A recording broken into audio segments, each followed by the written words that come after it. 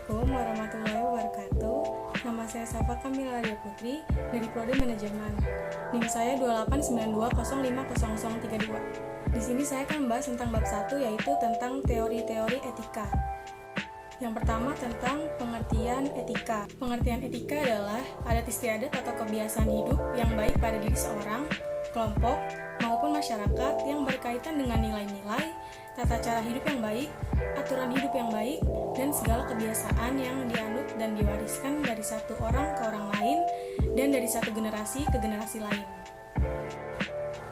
Selanjutnya ada 3 norma hukum etika. Yang pertama ada norma sopan santun atau norma etika, yaitu norma yang mengatur pola perilaku dan sikap lahiriah manusia, misalnya menyangkut sikap perilaku seperti bertamu, makan dan minum, duduk, berpakaian. Yang kedua, ada norma hukum, yaitu norma yang dituntut keberlakuannya secara tegas oleh masyarakat karena dianggap perlu dan niscaya demi keselamatan dan kesejahteraan manusia dalam kehidupan bermasyarakat. Yang ketiga yaitu norma moral.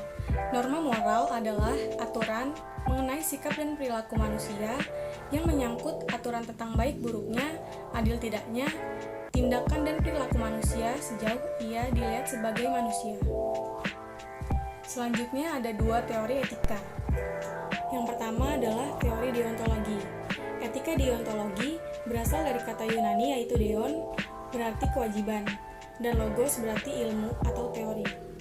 Teori deontologi adalah menekankan kewajiban manusia untuk bertindak secara baik. Tindakan itu baik bukan dinilai dan dibenarkan berdasarkan akibat atau tujuan baik dari tindakan itu, melainkan dari tindakan itu sendiri. Contoh kasus dari etika deontologi yaitu jika sekarang diberi tugas dan melaksanakannya sesuai dengan tugas, maka itu dianggap benar, dan dikatakan salah jika tidak melaksanakan tugas. 3 prinsip etika deontologi yang harus dipenuhi. Yang pertama, supaya suatu tindakan punya nilai moral, tindakan itu harus dijalankan berdasarkan kewajiban. Yang kedua, nilai moral dari tindakan itu tidak bergantung pada tercapainya tujuan dari tindakan itu, melainkan bergantung pada kemauan baik yang mendorong seseorang untuk melakukan tindakan-tindakan itu. Berarti walaupun tujuan tidak tercapai, tindakan itu sudah dinilai baik. Yang ketiga, sebagai konsekuensi dari kedua prinsip itu, kewajiban adalah hal yang niscaya dari tindakan yang dilakukan berdasarkan sikap hormat pada hukum moral universal. Yang kedua adalah teori teleologi. Etika teleologi berasal dari bahasa Yunani yang artinya akhir, tujuan, maksud, dan logos artinya perkataan. Teleologi adalah mengukur baik buruknya suatu tindakan berdasarkan tujuan yang mau dicapai dengan tindakan itu, atau berdasarkan akibat yang ditimbulkan oleh tindakan itu sendiri. Suatu tindakan dinilai baik kalau bertujuan mencapai suatu yang baik, atau akibat yang ditimbulkan baik dan berguna. Contoh kasus dari etika teleologi adalah seorang anak mencuri untuk membeli obat ibunya yang sedang sakit. Tindakan ini baik untuk moral dan kemanusiaan, tetapi dari aspek hukum, tindakan ini melanggar hukum, sehingga etika teleologi lebih bersifat situasional karena tujuan dan akibatnya suatu tindakan bisa sangat bergantung pada situasi khusus tertentu. Selanjutnya, ada 2 aliran teleologi. Yang pertama adalah egoisme etis. Inti pandangan egoisme etis adalah bahwa tindakan dari setiap orang pada dasarnya bertujuan untuk mengejar pribadi atau dirinya sendiri. Seseorang tidak mempunyai kewajiban moral selain untuk menjalankan apa yang paling baik bagi kita sendiri.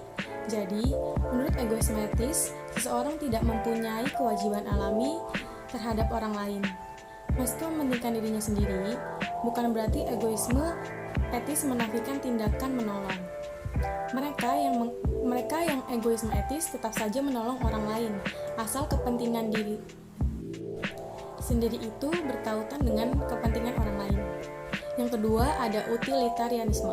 Menurut teori ini, suatu perbuatan adalah baik jika membawa manfaat.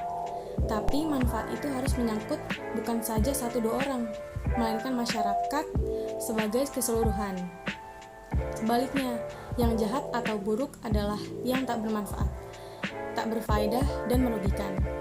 Karena itu, baik buruknya perilaku dan perbuatan ditetapkan dari segi berguna, berfaedah, dan menguntungkan atau tidak.